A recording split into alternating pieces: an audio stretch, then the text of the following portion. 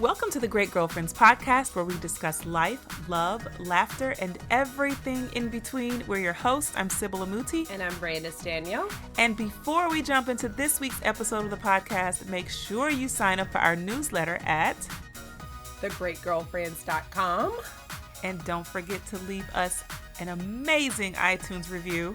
Yes, that is the payment for listening to this podcast. I love it. 5 stars all the way. Let's do it. Let's do it. What's up, great girlfriends? It's Sybil here. Hope you're enjoying your summer as Brandis and I have. We're on a mini hiatus after a beautiful Doers and Disruptors experience, and then an Essence Festival experience, and then epic travel with our friends and family to Memphis. And so while we are away, I hope that you all have been enjoying the Summer Rewind. So many amazing episode flashbacks from the years past. And guess what? We, Brandis and Sybil, the Great Girlfriends, make 3 this week. Yay! Happy birthday to us. Happy birthday to us. It would mean the world to us if you would go on to iTunes, leave a comment, leave an anniversary message. Let us know how you feel about the podcast. If it's done anything to bless your life, please do celebrate it with us on iTunes and celebrate it in our Facebook group under the Great Girlfriends.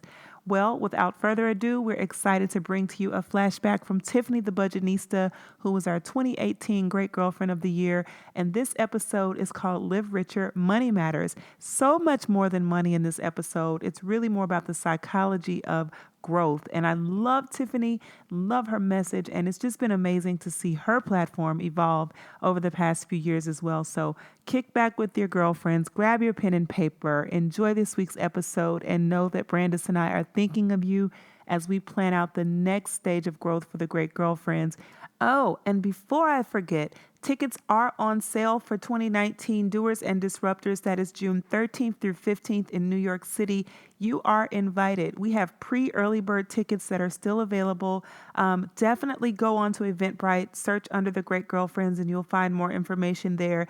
If you didn't have a chance to join us for this year, you totally missed out. The event was amazing. It was such a godsend. And so we're excited about next year and hope you'll join us there. In the meantime, enjoy this week's episode, and we look forward to seeing you soon. And we have Tiffany the Budgetnista. Woo-woo. Hey! And thank you guys for joining us. Yes. We're so excited about having Tiffany the Budgetnista here with us. Welcome. I'm excited to be here. Ladies, this is a treat. It is a treat because, first of all, Tiffany lives on a plane. Yes. She says she's from Jersey, but if you follow her on social under Tiffany the Budgetnista, you will note that she is in every city around the world at every given point, which I'm not hating. I'm all with you. I told you I want to be a fly on your lapel. I'm like, I'm trying to get like Brandis. I'm trying to have a baby next year. So I said, let me get it all out this year. 'Cause I know once that baby comes, I'm not getting on no more flights for a while. Yeah. Yes, you will. You stay on the go, girl. We love it. But you don't just stay on the go like for you are so purposeful around everything, Tiffany. I love how you use your entire life and your entire being to help someone else along the way. Every post, every trip, every moment with Superman and Supergirl, every experience. Like, seriously, I love that. Thank you. I try because, I'm a teacher at heart. I used to be a preschool teacher for a little over 10 years. And even when I was a little girl, you play teacher. I mean, I was serious when I played teacher as a little girl. So that's just my calling. And so every part of my life, I tried to use it as a teachable moment. You are consistently educating. So you want to introduce Miss Tiffany properly? To our great girlfriends. I can introduce her. You introduced me to Tiffany. Or was it Kristen? I don't know, but Kristen is such a big part of our world. I don't know. It's so wild. Well, I met Tiffany early this year. Mm-hmm. We were on, again, Dorinda Walker at Prudential. Introduced us, and you were one of the women who she was like, you have to meet Tiffany, And we were on a panel together at a Morgan Stanley conference out in California. Mm-hmm. And again, we just connected. Mm-hmm. And my mother still talks about you, by the way. Really? Oh my God. loves you. That's cute. And I just thought it was so unique what Tiffany was doing. It's so cool. And she's like a kindred spirit. She's a total girlfriend. So I love it. I love it. I actually, Tiffany, met you first at the Ladies That Lead event, Kamika Smith's event. You see how this is all? And I can't remember who introduced us, but it was either you, Brandis, or Kristen that walked me over and was like, you have to meet Tiffany. Tiffany, you are the have to meet girl. Because I was like, okay, let me meet Tiffany. So we met, we laughed and talked, and you handed me that book. You were like, here is my book, check it out. And it was a signed copy. It was your last signed copy, and you gave it to me. I did. So when you go global, don't hate me if I sell it on eBay. I'm joking. I ain't going to sell it. I'm going to keep it. And then we had lunch, remember? Oh my God, we had like a 3-hour lunch at Raymond's. We still have one thing we need to do, Tiffany, and I'm not going to shout you out. I'm going to let you tell it if you want. But we got one thing we have to accomplish, me and her. It's a personal field trip. I love it. But we had lunch because we wanted to know, like, okay, who are you and who are you? And I mean, that's the thing, girlfriends. You meet somebody amazing, go to lunch and just and talk it out with no agenda. No agenda. We laughed and chattered and chuckled and connected. Yeah. And then Tiffany, this was not on the table at that time that we went to lunch. We were thinking of it, but we hadn't started producing. We hadn't started the Great Girlfriends yet. No, but you were telling people about it. Yes, I remember. I remember at the Ladies That Lead brunch, you were telling me, we're thinking about doing something. I don't know. She was running her mouth. I think you told me not to tell nobody. Why are you doing that? She was like, don't tell anybody. We're not ready. You're marketing something that doesn't exist. And I remember being like, that sounds cool. Yeah, and people were hyped up. I'm like, stop it, Brandis. Right, I forgot. Stop doing that. I can't help myself. You cannot market something that's not branded. That is like part of my code. Yes, you can. Yes, you right. Yes, she sure did. She was all on pre-launch. She was. So, and here we are. We have been trying to do this. Girlfriends, when we sit through this, you'll understand. We've been trying to set a date with Tiffany all of this time. And throughout the course of this time, Tiffany has built, you have like multiplied your platform 4 times over. Your speaking engagements tripled from June. And you then started a podcast, The Brown Ambition, with Mandy, right? Yeah, Mandy Woodruff from Yahoo Finance. Yes. And and I don't even know, 2016, I'm pretty sure on the moon or something like that. We'll find that out. But I'm just glad we could have this. We're just honored to have this time with you today. I'm honored to be here. We are so blessed. How'd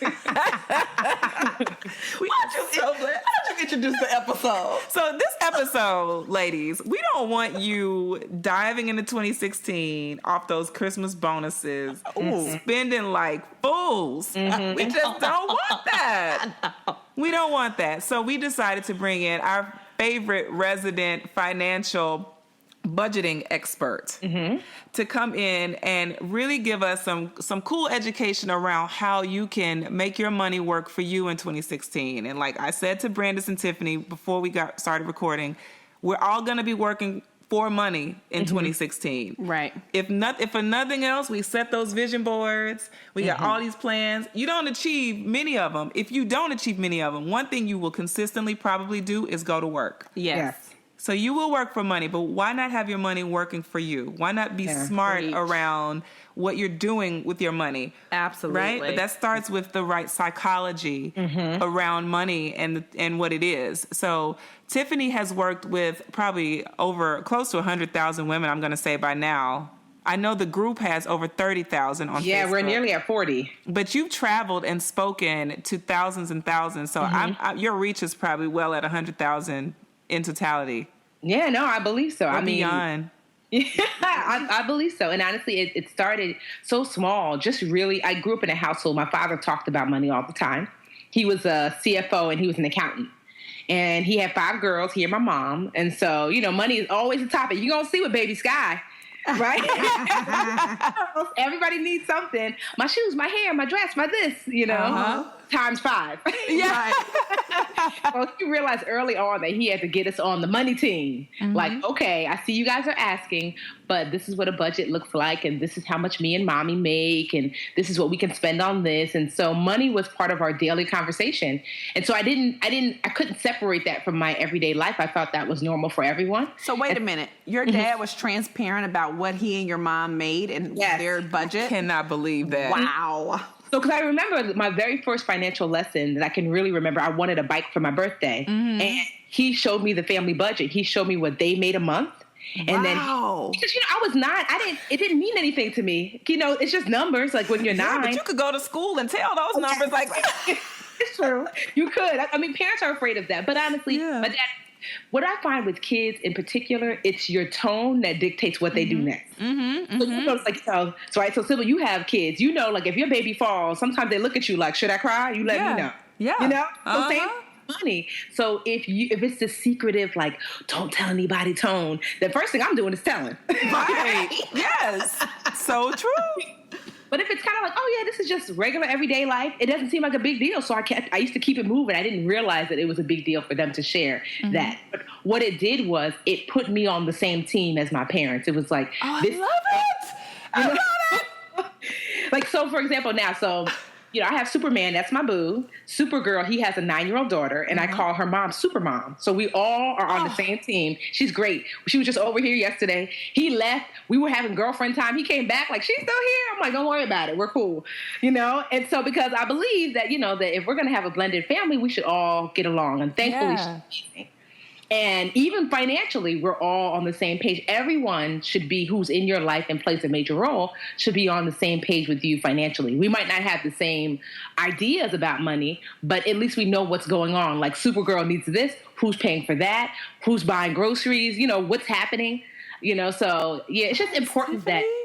So in putting it down on paper so we all know. As a kid, I can remember specifically my dad used to highlight the electric bill and he would put it on the refrigerator so we all knew was it higher from last month or lower from last month. And then he would put that excess money in a little jar for us to have fun with if we brought the electric bill lower. Wow. I love this. So it's important, like if you're a parent and you have kids, to marry what they care about with what you care about. Yes. They're not going to care about your bill. So saying the bill is too high literally means nothing. Mm-hmm. But saying, you know what, the bill keeps going up. Guess y'all don't want pizza on Fridays because that's where pizza money's going. I care about pizza. Or we're going to make that bill go down. Yes. Girl, tell your dad I said, hey. My mom always was jealous. See, my mom was a master negotiator. So my dad was educated when it came to financial stuff. But my mom really taught me through action. So she would take us to the store and show us how she would navigate, how she could grocery shop for a family of 7.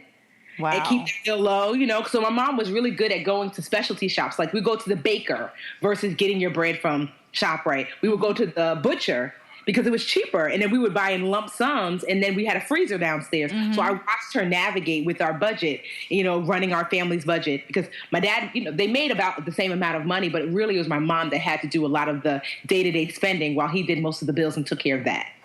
Boom, pow, Tiffany. Boom, pow.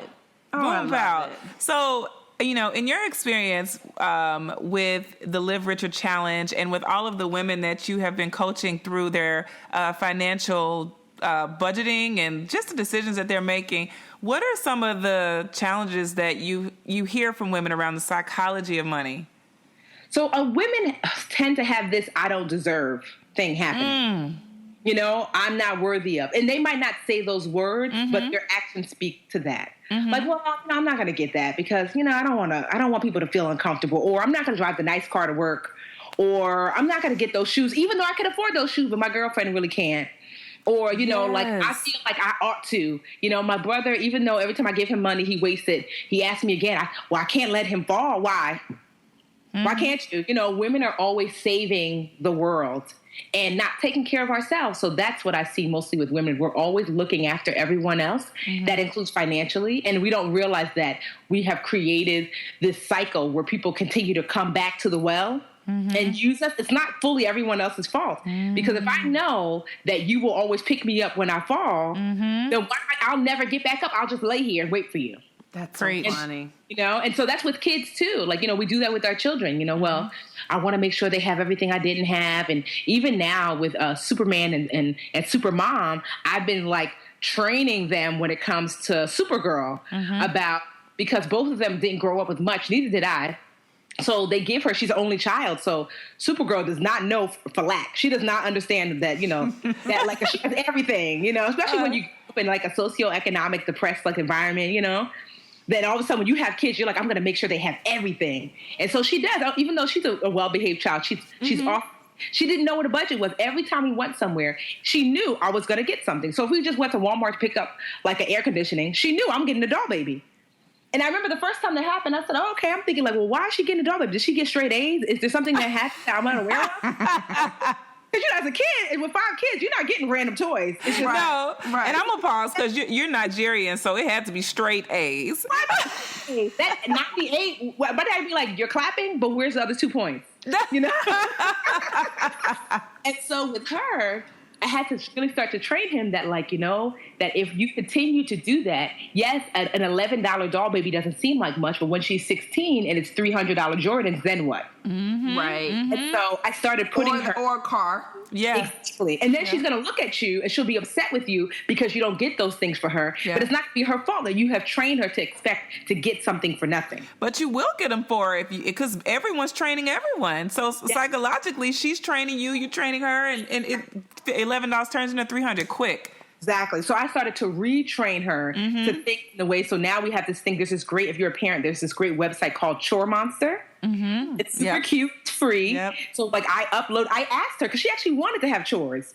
So she watches Disney. So, they're always like, she's thinking like, oh, chores is so like romantic. I'm like, okay, we gonna see.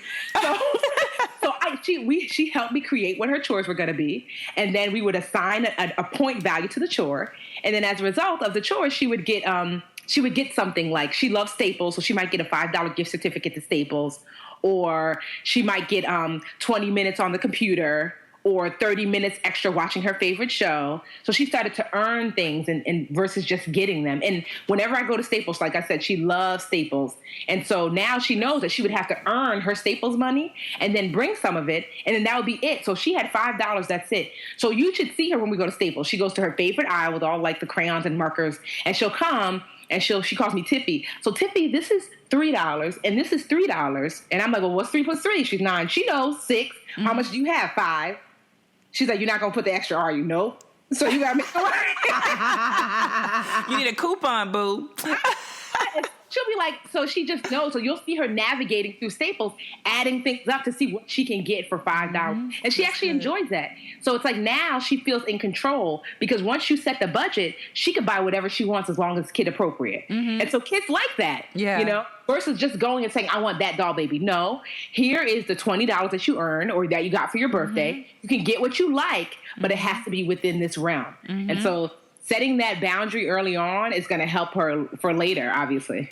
So how does that translate to our women? Same thing. That setting that boundary for yourself. And really, that boundary is called a budget. For her, it's like a mini budget. So I've even started using that wording. Like, what's your budget, Supergirl?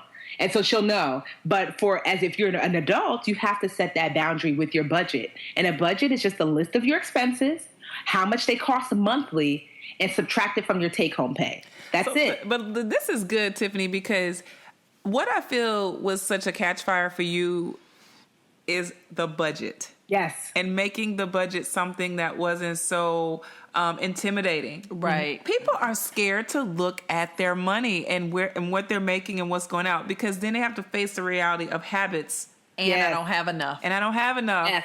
And because people assume a budget tells them no. Yeah. Switch your thinking. Honestly, I look to my budget for the yes. So I might be budget. I want to go so every birthday I try to go on a vacation. Mm-hmm. Like I call it someplace epic. So for birthday, like 2 birthdays ago, I went with my sister Tracy. We went to Greece and Turkey.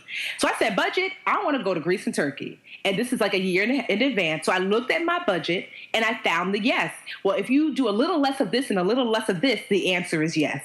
And so really, if you start asking your budget to give you the yes, it will. It doesn't mean that you're not going to have to make some choices, but changing your thinking and even the way you talk about money. It's not that I don't have, I do. Yeah. If I decide a little bit less of this, the money is there. And you know what's interesting?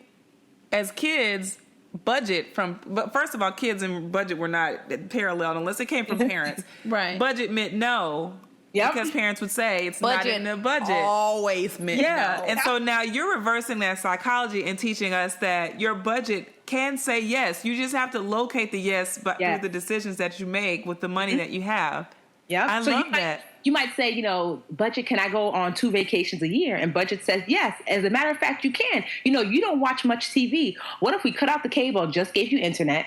And then you could just hook the internet up to your television and watch that way and pay $8 a month for Netflix versus $200 a month for cable that you don't watch. $200 a month times 12 months is $2,400 a year. That's vacations. Yeah. You see what I mean? Yeah. And so that's what people don't realize, that to me, it's about what does more really look like? So my friends used to tell me I was so cheap. Like, oh, you live less of a life, Tiffany. And I'm like, really? When's the last time you've been anywhere? Because they thought, because they would think less meant like I wouldn't go to brunch every Sunday with them. Mm-hmm. That looked like less of a life. I'm like, no, that's not my more. My more is vacation. Good. So I do less brunch so I can have more vacation. Tiffany, hold on a minute. No. Hold on a minute, Tiffany. I'm so into the screen, I forgot we were recording the podcast. I need a piece of paper. I feel like I'm at church. I'm like this. I'm seriously, we're all up in your face. But the truth of the matter, you just said something so valuable. That is that great girlfriend pressure. Your more and my more can mean two different things. But if I don't stand up for my more, I'll succumb to your mores, and then I won't be able to do my more. That's so true. Like, I'll be at brunch with you so true. because I just want to be, I want to live in the moment with you. And when it comes time for me to spend that money on something I deserve, I don't have it. Or vacations. Or vacation, whatever I choose. Or purse. Girl, let's just go to Dominican Republic this weekend real quick. Yep. Right. And if you think about it, it could be a purse, it could be your hair, it could be the spa. So it could be anything. To me, I don't like to put judgment on what your more looks like. But every person knows what that more is. Exactly. And so you might say to your friend might say, come to brunch. Mm-hmm. But so what I try to figure out is, what are you really saying? What you're saying is spend time with me. Spend time with me. We can spend time for free at home. And and I can scramble your eggs for you and give you fresh pineapple and mimosas. But you see what I mean? So figuring out with a true friend, you'll find that usually that thing that they want you to pay for, usually it's just something that they're looking for you to. It's really an experience they want to have for you. So how can you do that without using your more money on their more? Mm-hmm. Oh my gosh! She almost knocked the mic over. I love that concept. I'm just done right now. I love that concept. This is so helpful. Girlfriends, pay close attention to well, first of all, identify your more. Yes. Identify your more. That's so true. I know what my mores are. Mm-hmm. You know what your mores are. Mm-hmm. And then identify what it is you really want to pull out of your relationships with people, so you're not spending money on the experiences that you can get for free. Because for a long time, my more was my business. Yeah. Mm-hmm. And so it sure was. You were wanting me to use people, not you, simple. No, but people were wanting me to go on this trip and go on that trip and do this and do that. And I was like, I can't do that. Yeah. Because your more is your business. And people would look at you business. Like us. Like they would look at you either angry or pitying you, like, look at your life. But you're like, no. There's joy in this for me. Yeah. I know it's not for you, but we're not the same person. But it's my more. Mm-hmm. Yes. And even being able to articulate that to a friend. I mean, once I was able to, because I didn't know that's what I was doing. I just was doing that and living that. And then once I kind of articulated for myself, I was able to go to friends and say, this brings me joy. Yeah. So going to brunch, I like hanging out with you, but brunch doesn't bring me joy. So what you're asking is that I take away from my joy and give to yours. And once I was able to have that conversation with people that actually care about you, they got it. And they were like, okay, Tiffany, I get it. Like, even now, people tell me, oh, you work so much. I'm over here because I have a friend who, all she wants to do is spend frivolous time. And for me, time is money. I'm a consultant. So I consider my time an investment, period, wherever I spend it, which makes me very wise over how am I spending my time. Yep. So for her, it's not the same. So every time you call me, you want to go to dinner that I don't want to go to. Mm-hmm. You want to go hang with people that I don't care. You want to do things, and I always tell her, you don't understand it now because we're on two different tracks. Yeah, and it's a little complex for you. Maybe later you'll get it. I don't know, but the point is, I cannot make it. Like I can't make it. And learning too, you'll start to, everybody. Like, my friend told me this today because I was struggling with this. He said, as you grow, more will go. And it really hit me because I was like struggling yesterday with like, I'm always the type of person that I want people to stay, or I want things to stay the way they are. Yeah. And he says, as you grow into whatever your goals and your dreams are, things will have to exit your life. Yes, indeed. And everything you can't do it all. It's just not possible. You have to prioritize. And that includes money, that includes time, that includes everything. Yes. Wow. We'll be right back after these messages. What's up, great girlfriends? It's Sybil here, and this pod mama has a pod baby. That's right, the Grace Podcast, which is a spiritual development podcast dedicated to helping you grow in your relationship with God through the Word of God. Listen in each week as we take your life, plug it into scriptures, and refresh it with biblical insights to make you more bold and brave each day. You can log on to my website, SybilAmoody.com, to catch up on the most recent episodes and leave your iTunes review. Thank you for listening. What's up, great girlfriends? It's Sybil, and I'm inviting you to enroll in Brave, my private growth circle for women. For over 15 years, I have passionately provided quality of life practices for a number of women in my friends and family circle. Why? Because we all need a blueprint for the success we desire. Now, I've been led to open up that mentorship to more women who want and need it right now. Whether you're starting a business, in business, building new relationships, or really looking for clarity on what quality of life means for you, this group is for you. Log on to my website, www.SybilAmoody.com, for more information and enroll today. All right, preacher. So, Preacher Tiff. Man. Okay, so give us some more psychology. Like, what else have you picked up from women around their psychology with money and their beliefs around money, period? So one thing this is something I learned about myself just recently, and I realized, wow, women as a whole. I was attending a financial conference, and there was a woman there who was really wealthy. And she said that a woman gave her permission to go after that wealth. The woman told her that, there are not too many people just in the world who have the ability to make great wealth. That's just the way the world is set up. So there might be 1 or 2% of us who have the ability to make millions and millions of dollars a year. Some people will make 100,000. Some people will make 30, whatever that is, But there's a small percentage of people who have the opportunity to make great wealth. Mm-hmm. And she said that she was holding herself back. And as was I. 100,000 is fine. 200,000 is fine. No, the Budgetnista is $1 million business. Get it. I love it. But I told myself, I don't need $1 million. What do I need $1 million for? I'm good right where I am.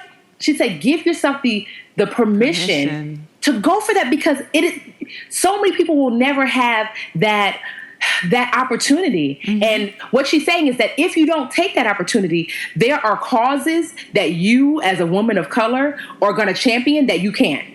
There are children and people who are going to need your help who are not going to get it because you didn't go for that $1 million. Because I kept thinking, she's like, you're thinking about this $1 million as yourself. No, that is you opening doors for people who could not open the door themselves. And so she gave me permission. So this year, I'm always transparent about money.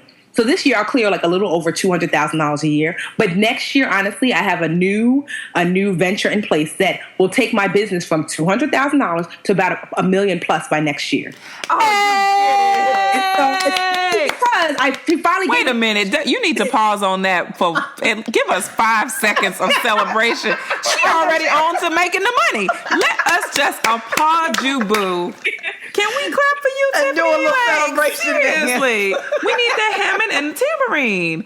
That is so amazing. What were you doing to stop yourself from going for the $1 million? Mm-hmm. Said that I didn't want to ask people to pay for things. And so people so I do this Live Richer challenge, and it's free. It's free every January. And I thought, well, I'm giving away this information for free. I didn't want to ask people to pay for anything from me. That most of my money comes from speaking and from corporate clients. Mm-hmm. The average person, the only thing you would ever pay for is maybe a book if you wanted to buy it on Amazon, Mm-hmm. And I could justify that because I would say, well, Amazon doesn't let you just give a book away for free. So I could justify you paying for this $10 book. So you felt guilt around making people pay for something. Is what I hear. Yes, because I was giving. I was like, oh, I'm helping. I'm supposed to be a helper. How can I ask for money and I'm helping you? And I told myself, I make plenty of money from these corporate organizations. I don't need any more. That's greedy, And when she said that, I thought, one of my ultimate goals is to go into economically depressed areas, and I want to adopt a preschool, not the children themselves particularly, but a preschool, and tell the parents of these preschoolers in the worst area, in the worst section, in the worst. I got one for you. When you get ready to start that, if you want to beta test one, I have one for you. Okay. And I want to adopt those kids and tell the parents, like, if you get them to high school and graduate them, I got them for college. Yes. So that is what, and then go. That's wealth. And that's what I mean. I can't do that. Just make it not just, but I can't do that. Right. $200,000. I need to make millions to be able to go. Girl, you better tell it. You're talking to two global distributors for God's love. That's how we believe. How can I do for you if I only have enough for my family? Yes. I can't. I cannot represent God's light in dark places if I'm only taking care of my house. And you like see the vision, right? Yeah. Like you see, like for me, my big thing is I want to fund entrepreneurial businesses. Like people who have a dream and who also like have a plan. Okay. And I just want to, every weekend or once a month, I just want to give out like $10,000. Because for me, $10,000 starting out would have been like $1 million.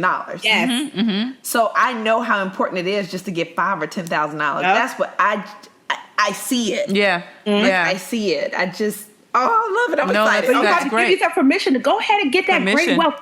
Everyone doesn't have that opportunity. And so, but you know what, Tiffany? I think one thing she was telling you was to give yourself permission to believe that you could have it. Because once you believe it, I'm sure once you start to believe it is when you start to get that process in place. Because if you don't believe it, you can't come up with the plan. Yeah, no. And you're right. God won't reveal to you anything that you cannot grab a hold of in your belief. So if you hadn't opened the gateway in your belief that you were going to be a vessel for it, there's no point in him showing you details. Yeah, you're right. Giving you wisdom because you weren't going to use it. So exactly. Yes, I love that. So I just like that would be my, because like I said, ultimately I'm a teacher and my legacy is really to make sure that people get all the education that they need and deserve. Because what I found, especially with young children who grow up, because I taught in Newark, New Jersey. So Newark is like Detroit. Newark is like Southside Chicago, Newark is like Oakland. So those types of cities. What I found is like from teaching in these cities in some of the worst neighborhoods is that these kids were so smart and the only thing they lacked was access and opportunity. That's it. Yes. And so imagine if you took that barrier out of the way, how many doctors and lawyers and nurses and teachers would we have? But we don't have them because they don't have the access and opportunity. Right. And I would notice that parents who did not think that there was a future for their kids parented differently. Yeah. So, like when I taught preschool, I would have the kids do this chant about we would have this game where I would pretend to be sick and say, "Who's going to be my doctor when I get old?" And they would say me, or "Who's going to teach my kids?" or "Who's going to build this bridge?" And so at 3 and 4, I had them thinking about going to college, and the parents would come back to me and say, "Why are you telling my baby he can go to college?" And I would have to train the parents to say, "Yes, he can." So you have to parent him differently. Yeah. So because you have to prepare him for that. Yeah. So what if you knew that there was no way to fail?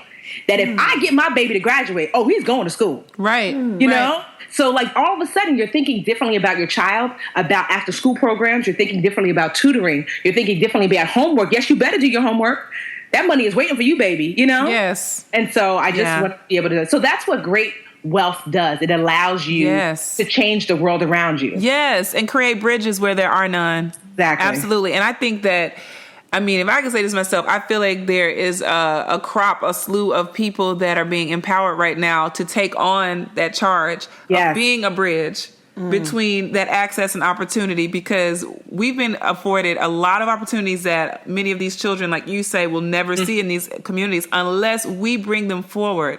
And as generations did before us, left a legacy in education that we could go to school on. Yes. You know what I mean? It's up to us now, and we are that generation. There's not another, we are the ones that right now, it's us. We're it.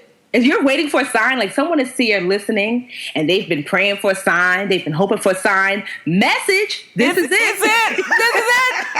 Confirmation. Yes. This is the email from God. This is the text. This is the phone call. This is the podcast. Yes. Amen. That's what this is, that if you are holding back at work and not wanting to ask for that raise, if you are not starting that business, if whatever that thing is you're telling yourself as to why it cannot happen for you, that is not true.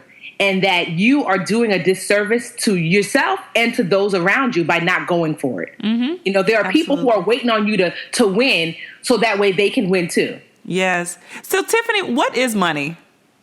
Money really just is a tool for exchange. So before there was physical money, people used to just barter. You know, like, hey, I braid hair. Hey, I babysit kids. Let's swap. And so people wanted to have some sort of something in between, so that way bartering could have could have more meaning. So like, okay, so I braid hair, it's $10. I watch kids, it's $10. Let's just exchange that $10 instead. And so money really is not a real thing. And so many people put so much stock into money. Really, money is more so an idea. And if you realize that you can create money from the ideas that you have, I mean, you could start a business today and be profitable tomorrow. There's a little 14-year-old girl down the street from here who braids hair. She's making money from a skill set that she learned from her grandma. Yeah. You know, you can bring money out of anywhere. Yeah. So once you realize just how easy it is to kind of bring forth money, you realize you don't have to struggle as much as you think. You know, so that's really, to me, one of the reasons why I started the Budgetnista. My crusade is really to get people to realize that there are financial opportunities everywhere. When did you learn that lesson, Tiffany? When did I learn that lesson? You know, entrepreneurship has taught me a lot about money. So it has taught me that in the beginning, I used to struggle for every little penny.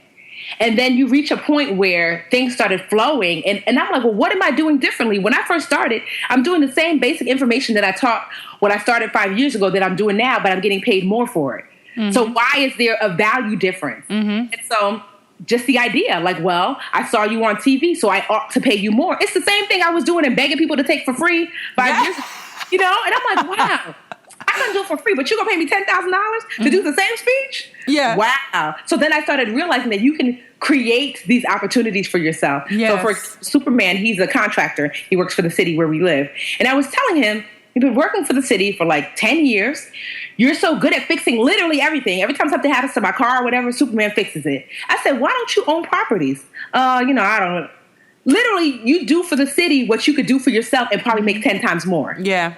Same skill set, different value. And so, if you could just realize that, like, oh, well, all I know how to do is what? You know how to braid somebody's hair? Girl, people will pay you. Yes. You know how to do eyebrows? People will pay you. You know how to paint nails? There are people who are making $1 million painting someone's nails. Yes. You know? So it's really in your mind. The shift for her took place. Yeah, and that's for all of us. It's what we believe is true for us. It's true. And we see other people doing it, and we create, but that's so-and-so. I can create 10 reasons why Tiffany's the Budgetnista and I'm not. I can make justifications all day. Like, Tiffany can do that because Tiffany has this, that, and the other. Or Tiffany's done X, Y, and Z. Tiffany created it. In her mind, she decided that it was possible for her to be an exceptional financial educator. And she set a platform for herself because no one gave her permission. No one gave her permission. And I'm pretty sure many people would say, okay, but I'm no offense, but you're a little young black girl. Really, like, you know, hold on. You didn't disqualify yourself. Exactly. And that's the thing. We tend to disqualify ourselves and we qualify other people. And we wait on somebody to give us a torch. And so we say, you know what? I just need more training. Yep. I need to go back to school. I need to go get another degree for this. Especially women.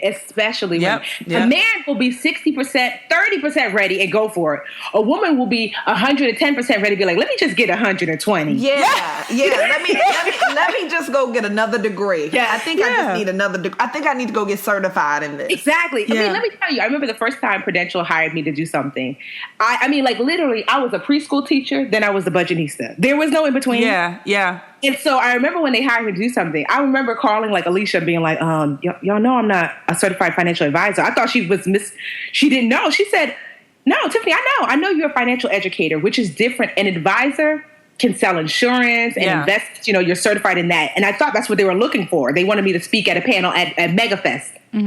And I was like, she's like, no, we just wanted, at the time they used to call me a blogger. We just wanted a financial blogger to come on board. And I was like, wow, everybody was telling me you need to become certified as an advisor. You need to sell insurance. You need to, I didn't need any of that. She was like, no, I like your transparency. We love your voice. We want you to come on board. And we never need any of that crap. Yes, at all. You just need you. You have the skills. That you have the skills that are necessary to make things work. I'm telling you, in the first 2 years of my business, and I was looking to quit at the time, I was sleeping on my sister's couch, Tracy. You met her, Brandon, Tracy. Yes. Poor Tracy, she let me sleep on her couch for 9 months, rent free. I didn't buy groceries. I had nothing.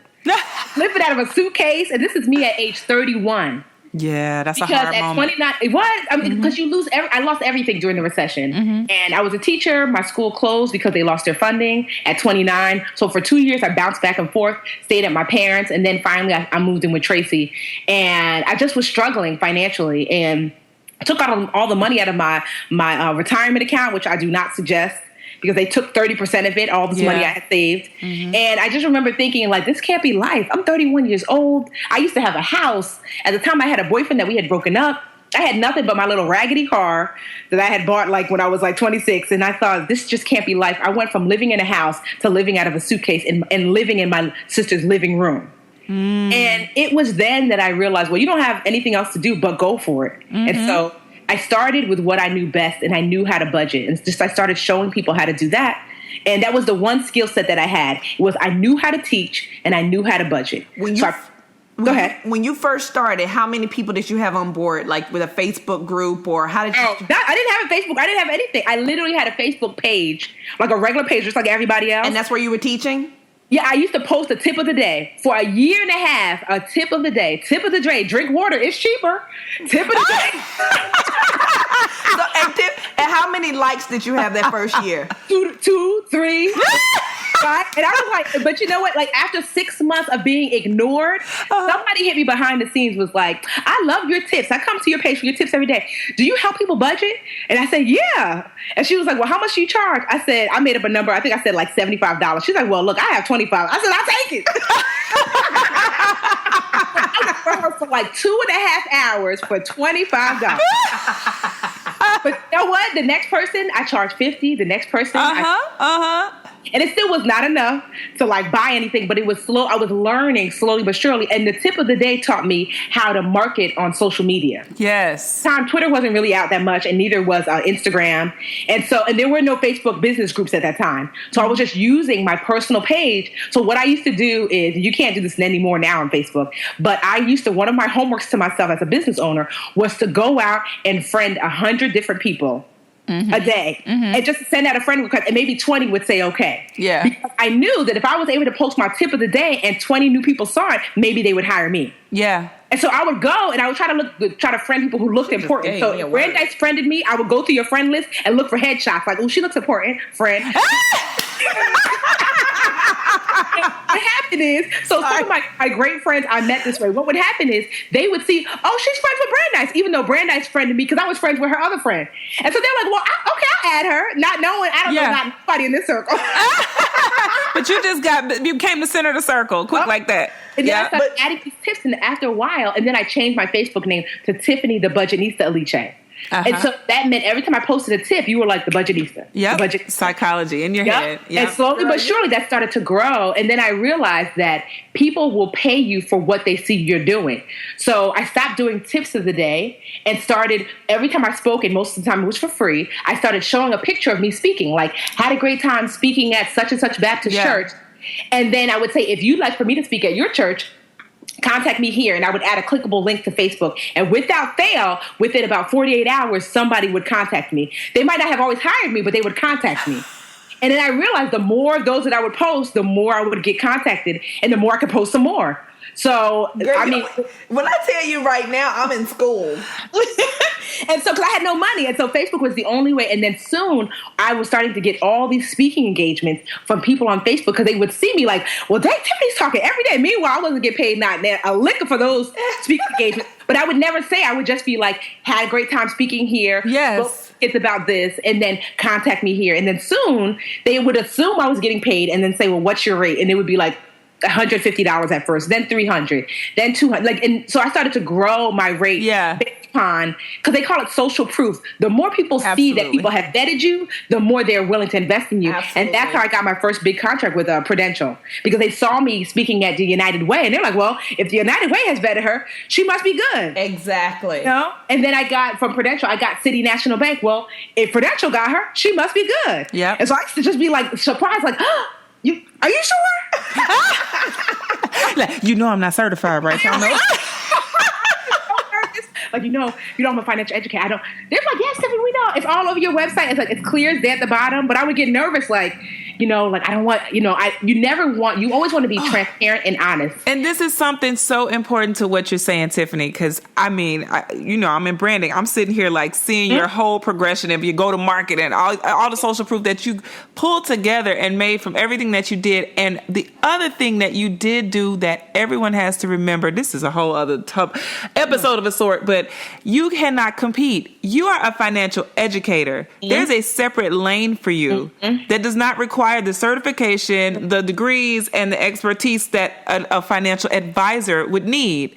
Totally different lane. And that's what I think is so important when we start realizing we don't have to compete. Yes. You established an identity that was authentic to who you are, and you kept building on it. And that's why you can stand on it today as a financial educator. I was truthful because I was considering someone's like, you should go ahead, but I wasn't passionate about investing. And that's not who you are. And I to be able to speak to it honestly. Yes. And it was shown. Like when it came to budgeting, what? I mean, you should see me. People will run into me at the supermarket and be like, Budgetnista, is that true?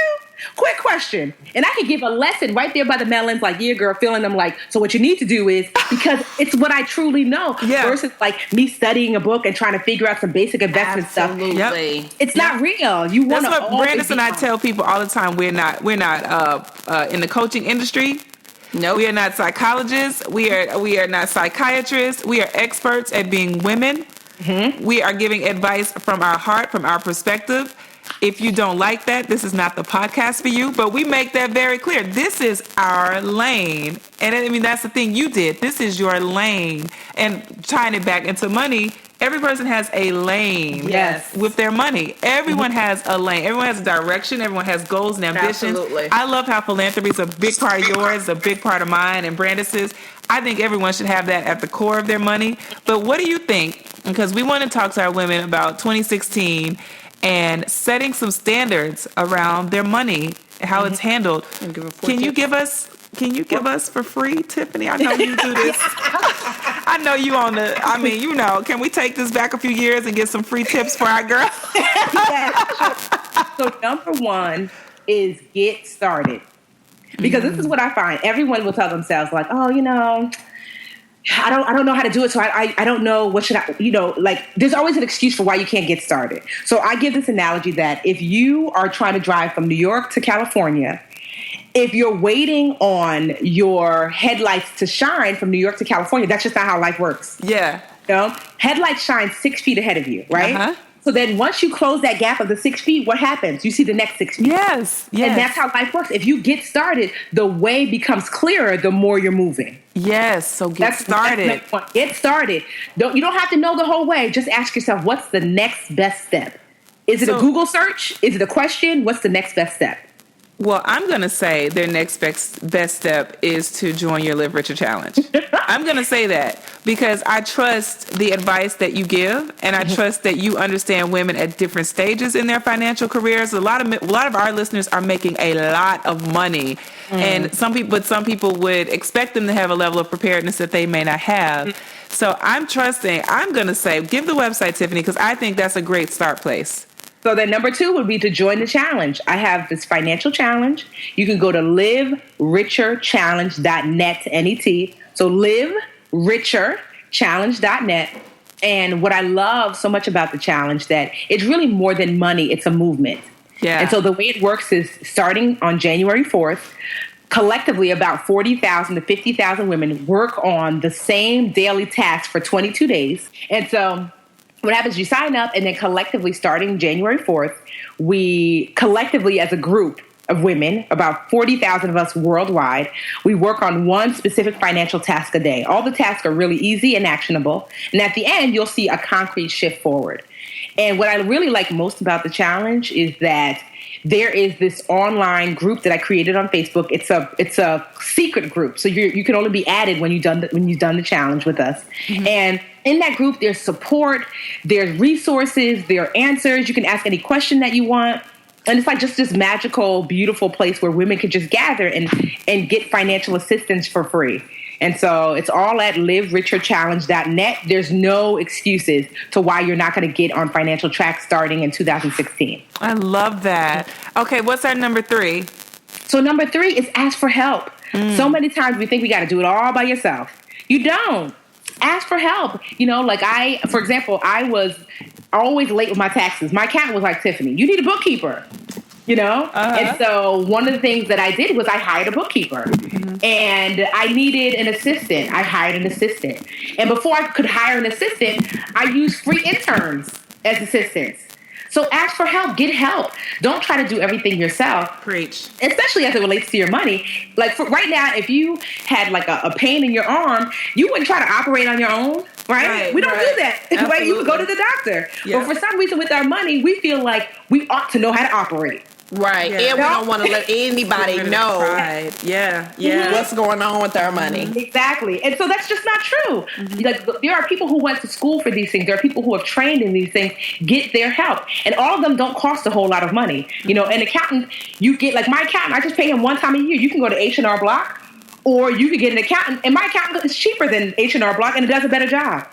You know? Wow. And so just getting help. And probably number 4 is a little bit of tough love. And to know this, and this is what Brandeis was alluding to earlier, that if it's not working, you're not working. And so it's hard to hear. You're like, I am working. I'm like, you might be working, but you might be working in a capacity that's just not the right place to go. So, for example, you might say to yourself, you know what, every day, you know, I'm taping this podcast, or every day I'm writing on my blog, but maybe the topic that you're using on your blog really is not authentic to you. So you might be working in this one way, but it's not working for you. You know, so if it's not working, because there's no way that you're going to put in a ton of work in the right place at the right time and it not work. So you have to evaluate. Girl, you are giving it. So because what I noticed is that I used to so I was like a BC student in high school. And then even after high school, I kind of was getting like a BC in life. Like, yeah, I did well enough. And then I found teaching. And I started excelling. When I became a preschool teacher, I was getting awards. People were coming to my classroom, taking pictures. Because I had finally found my lane. Because I was like, wow, I am a teacher. Before this, I was in the wrong lane. So I was getting a BC in life because I was not doing what I was supposed to be doing. And I didn't know that. But once I found my lane, I was excelling. And now this BC student is going to be running a multi-million-dollar company within 5 years of starting it. Why?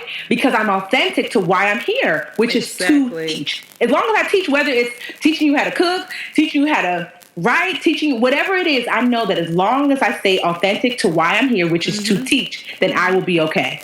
Yep. Oh, Tiffany. Yep, girl. Tiffany, mic drop. Yep. I'm telling you. Where do I send in my offering?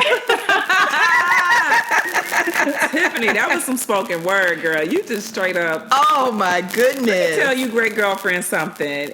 If you have not looked up Tiffany, you need to take the time to do that first. But if you don't play this episode over and over, because I'm going to be playing it over and over. I got to rewind this. Like, I'm fortunate I get to edit it. Right. So I get to listen and listen and listen. But I'm so obsessed with so many of the things that you said today because I came in today for the recording on an offbeat. And my mind was just running in the wrong direction. I was really taxed by the commute and so forth.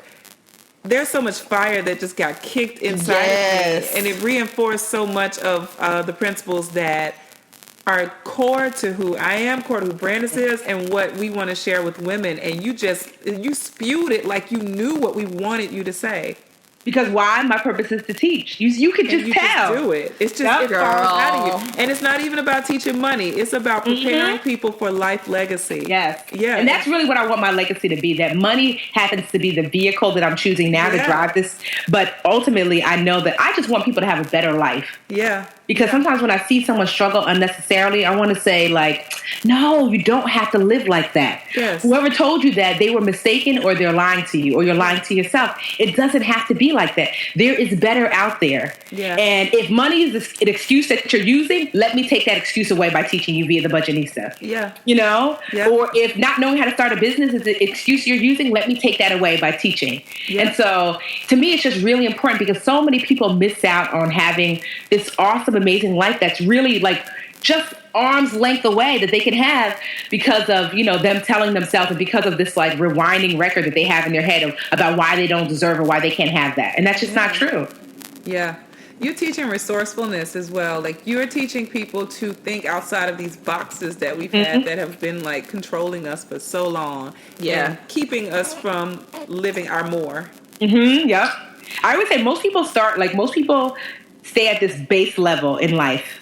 They don't realize that they would pick their head up just a little bit. The waters seem a little bit rough, but once you pick your head up just a little bit more, you realize, wait, there's another level up here. And you feel like, it's kind of cool up here. Girl. And you realize, like, wait a minute, if you pick your head up a little bit more, there's another level up there. There are some people who are living at the peak level of life.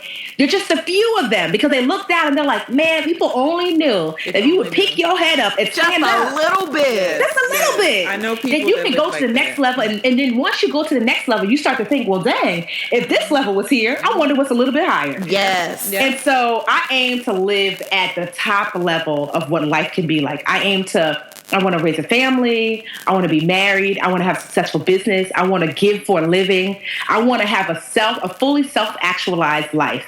And I know that I can, and I'm working toward that actively because I know that it's there. And once you tell yourself it is there, it is mine to have, it is mine already. I'm just in process toward it. Yeah. Then can't nobody tell you anything. Sure. know? So, Girl, I think that's it. That is a wrap. amazing. That's great. Oh. You are capable of greatness, great girlfriends. Don't Yes. settle. Well, Tiffany, Kill it, Tiffany. you Just are kill incredible. it. I'm telling kill you. it. We're so Look, me and Sam are gonna be on fire when we get off of here. Seriously, I feel like I saw Creed again. I know. Oh, Well, okay, girlfriends, that was amazing, and Tiffany, we can't thank you enough. we cannot thank you enough. Enough. Tiffany, the life legacy budgetnista, Alice. Can I tell them where to find me? What's that? I said, can I tell them where to find me? You better lay it out. I am the Budgetnista on every social media platform. Facebook, Twitter, Instagram, Periscope, everything. And at thebudgetnista.com. If you ever have any questions or issues, you can always contact me at thebudgetnista.com. And I hope that all the great girlfriends will join the free Live Richer Challenge, which is livericherchallenge.net. And I just want to start the year off strong, and I want to help you to do and be better. And I just want to thank you, Brandis and Sybil, for having me. Thank so you. I just had a great time. Tiffany, we had the best time. Yes, we did. We just got thousands and thousands of dollars worth of content, ladies. This was amazing. Well, we want to thank our husbands first. I want to just thank my Mega Man, Kwaku. Thank you, Rich Boo. You got Superman, I got a Mega Man. I like that. I gotta give Rich a I give him a title. Yeah, I did title. That's just my bae. Yeah, that's okay. And Tiffany, do you want to send a shout out to your Superman? Superman knows that, like, it's so funny because he just texted me and he was like, babe, I put food in the microwave for you. Like, because I was like running upstairs. I was like, I'm going to go take my, great girlfriends. He was like, okay, you want me to make you something to eat? And I was like, oh, okay. So I guess he was like on his way out. Like, I made food for you. And that Superman is so supportive. Because especially with women like us, it is not easy. Oh no, we are special. Yes. We are to the world. kind. We are special. We is. We are a lot. We are a lot. We are. A man to be secure in himself and to say, I not that I allow, but I understand that I cannot hold you in this box. And whoever you are and whatever you want to be, I'm here to love you and support you. It is, you just cannot. And you guys just shake it because you just know. Yes, We have wings to fly because of that. You know what I mean? Like that just puts us at higher altitudes. Yeah. Higher and higher. absolutely. I got support at home. So I just really want to thank him, and he knows how much I love him. And Supergirl is awesome too. She's just, I always say, I'm like, when Superman and I get married and have a kid, I'm like, I hope she's like half the kid as Supergirl because she's amazing. You're like packing up my boxes for me and like putting labels on things for me. Oh, They're like, sweet. yeah, they're the best. So yeah, I'm really thankful. Thank you for reminding me to shout out my super team. Yes. And I think my little mini Sam and Dilly. And I want to thank Miss Sky. Yes. She's such a gem, y'all. She's been amazing this entire recording. Y'all didn't even know she was here. Yeah. She right here. In the mix. And thank you to all of our great girlfriends for trusting us as your go-to source for everything life, love, and laughter. You can listen on our website at thegreatgirlfriends.com, on iTunes, Stitchers, or Blueberry. Remember to check us out on Instagram, The Great Girlfriends, Facebook, The Great Girlfriends, Twitter, _Great GFS, and tell all of your friends to visit our website at thegreatgirlfriends.com.